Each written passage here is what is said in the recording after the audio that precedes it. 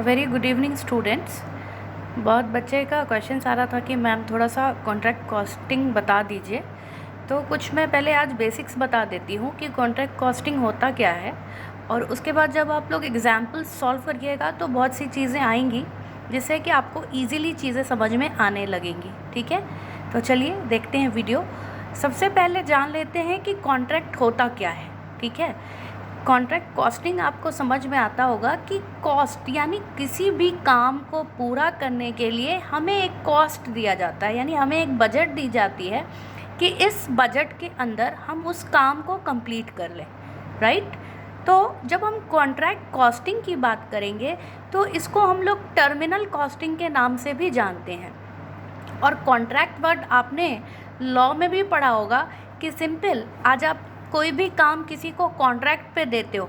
Right, builders जो हैं, civil engineers हैं, किसी भी टाइप का इंजीनियर है, कॉन्ट्रैक्टर्स हैं जो कि रोड, बिल्डिंग्स, बहुत तरह के कंस्ट्रक्शंस वर्क करते हैं, तो all are the part of contract costing. ठीक है, सारे लोग कॉन्ट्रैक्ट पे काम करते हैं।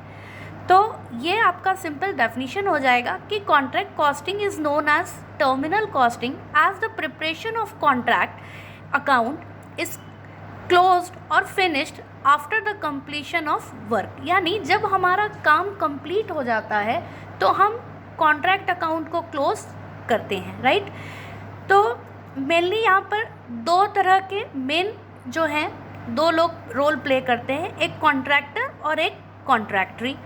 ठीक है, the person who undertakes the work to complete is known as contractor.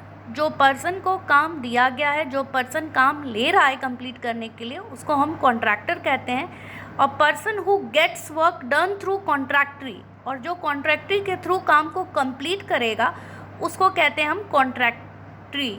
ठीक है, कॉन्ट्रैक्टर और कॉन्ट्रैक्टरी, ये बेसिक कंसेप्ट है। उसके बाद क्या है, उसके बाद कुछ बेसिक चीज़ें हैं जिनको हम डेबिट करते हैं और कुछ बेसिक चीज़ें हैं जिसको हम क्रेडिट करते हैं। तो सिंपल आप मटेरियल परचेस कर रहे हैं, इशू कर रहे हैं, मटेरियल ट्रांसफ़र कर रहे हैं, किसी तरह का डायरेक्ट वेजेस है ना, इनडायरेक्ट एक्सपेंसेस है, डायरेक्ट एक्सपेंसेस है, depreciation on plant on machinery है, वो सारे आइटम्स आपके डेबिट होंगे। But when we talk about credit, credit में आपका बैलेंस ऑफ मटेरियल, ठीक है, बैलेंस आपको समझ में आता होगा, क्लोजिंग स्टॉक को हम लोग बैलेंस भी के नाम से भी जानते हैं। ठीक है, उसके बाद आपका रिटर्न, कोई भी चीज़ आपकी रिटर्न होके ट्रांसफ़र हो रही है, that is also part of credit side, वो भी क्रेडिट साइड ही जाएगा हमारा। ठीक है, कुछ प्लांट और मशीनरी रिटर्न हो रहा है, किसी तरह का लॉस और डैमेज है हमारे प्लांट और मशीनरी में, तो वो भी हमारा क्रेडिट साइड जाएगा। तो सिंपल कॉन्ट्रैक्ट कॉस्टिंग होता क्या है, कॉन्ट्रैक्ट कॉस्टिंग में डेबिट और क्रेडिट हम क्या क्या करेंगे और आगे और डिटेल में समझ में आएगा जैसे जैसे हम लोग क्वेश्चंस बनाएंगे। अभी हम लोग एक क्वेश्चन भी देखेंगे। और उसके बाद क्या है, उसके बाद आप लोग का है computation of value of work certified और वर्क अनसर्टिफाइड। ठीक है, अब आप सिंपल समझिएगा, जब आप क्वेश्चन बनाइएगा तो आपका आएगा वर्क सर्टिफाइड, यानी जो वर्क कंप्लीट है that is known as work certified. तो उसका फॉर्मूला है कि cash received into 100 by percentage of cash received. ठीक है, यहाँ पे मैंने आपको एक बेसिक एग्जाम्पल दे के समझाया है कि अगर 2,40,000 कैश रिसीव्ड हुआ है, ऐसे ही अगर 3 लाख कैश रिसीव्ड हुआ होगा और 80% जो है आपका कैश रिसीव्ड है और वर्क कंप्लीट है, तो उस बेसिस पर आप निकालिएगा 3 लाख इंटू 100 बाई 80 करके। वैसे यहाँ पर हमने एक एग्जाम्पल दिया है तो मैंने 2,40,000 पे निकाला है। अगर 3 होगा तो 3 पे निकालिएगा और 4 होगा तो 4 पे, जो भी अमाउंट आपका कैश रिसीव में दिया हो। वर्क सर्टिफाइड, सिंपल समझिए, work certified means that work which is completed. ठीक है, जिसको जो कंप्लीट हो चुका है, फुली कंप्लीट हो चुका है। ठीक है, work uncertified that work which is not completed, जो कंप्लीट नहीं हुआ है, उसका कुछ ना कुछ पार्ट बाकी है। तो बहुत से क्वेश्चंस में आपका वर्क अनसर्टिफाइड का अमाउंट दिया होगा, 80% क्वेश्चंस में आपका वर्क अनसर्टिफाइड का अमाउंट जो है वो दिया होगा। और किसी में अगर निकालना होगा सर्टिफाइड का अमाउंट तो वो परसेंटेज बेस पे ही निकालिएगा, फॉर्मूला आपको बता दिया है कैसे निकलेगा।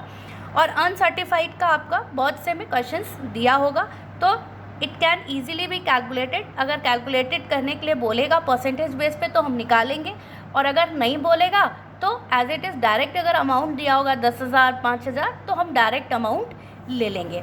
इसी तरह हम लोग एक क्वेश्चंस भी देख लेते हैं कि क्या हमारा क्वेश्चंस है।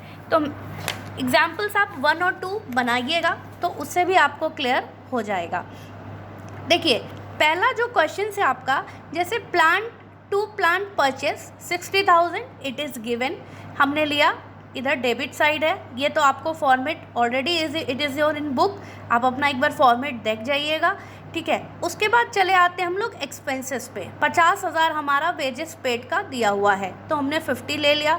उसके बाद प्लांट एंड मशीनरी का दिया हुआ था 20,000, वो हमने ले लिया। उसके बाद डायरेक्ट एक्सपेंसेस हमारा 15,000 दिया हुआ था, वो ले लिया हमने। टू एडमिनिस्ट्रेटिव एक्सपेंस 5,000 दिया हुआ था। अब हम क्रेडिट साइड की बात करेंगे, तो क्रेडिट साइड हम देखेंगे पहले कि हमारा वर्क इन प्रोग्रेस यानी वर्क सर्टिफाइड कितना दिया हुआ है, वो हमारा दिया है 1,98,000, वैसे ही हमने ले लिया। फिर वर्क अनसर्टिफाइड भी दिया होगा तो अनसर्टिफाइड को भी हम लेके ऐड करेंगे, ठीक है। उसके बाद आपका क्लोजिंग बैलेंसेस, किसी भी तरह का क्लोजिंग बैलेंसेस ऑन प्लांट और मशीनरी दिया होगा। देखिए क्लोजिंग बैलेंसेस लिख के भी दे सकता है और 31 अपडेट से पकड़िएगा कि ओपनिंग बैलेंस और क्लोजिंग बैलेंस क्या है, ठीक है।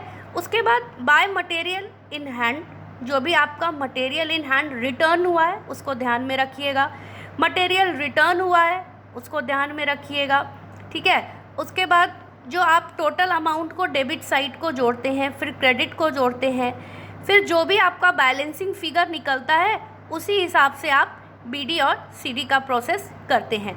तो आपका 91,000 जो है बैलेंस सीडी आ रहा है। वैसे ही आप जब क्वेश्चंस बनाइएगा तो that is should be transferred into work in progress account में, हम इसको आगे जाके ट्रांसफ़र करेंगे जब हम बैलेंस शीट बनाएंगे तब। तो अभी हमने सिर्फ कॉन्ट्रैक्ट अकाउंट बताया है कि कॉन्ट्रैक्ट अकाउंट में हम कैसे बनाएंगे। तो आप सिंपल क्वेश्चन नंबर 1 और 2 का पहले एग्जाम्पल नंबर 1 और 2 और क्वेश्चन नंबर 1 और 2 का कॉन्ट्रैक्ट अकाउंट बनाइए सिंपल, जैसे जैसे अभी बताया है। और अगर कुछ आइटम्स में, डेबिट और क्रेडिट आइटम्स में प्रॉब्लम होगी तो यू कैन आस्क, ठीक है। इतना देख जाओ और बनाना स्टार्ट करो। If you have any problem, any doubt, आप पूछ सकते हो, you can ask. Thank you and have a nice day.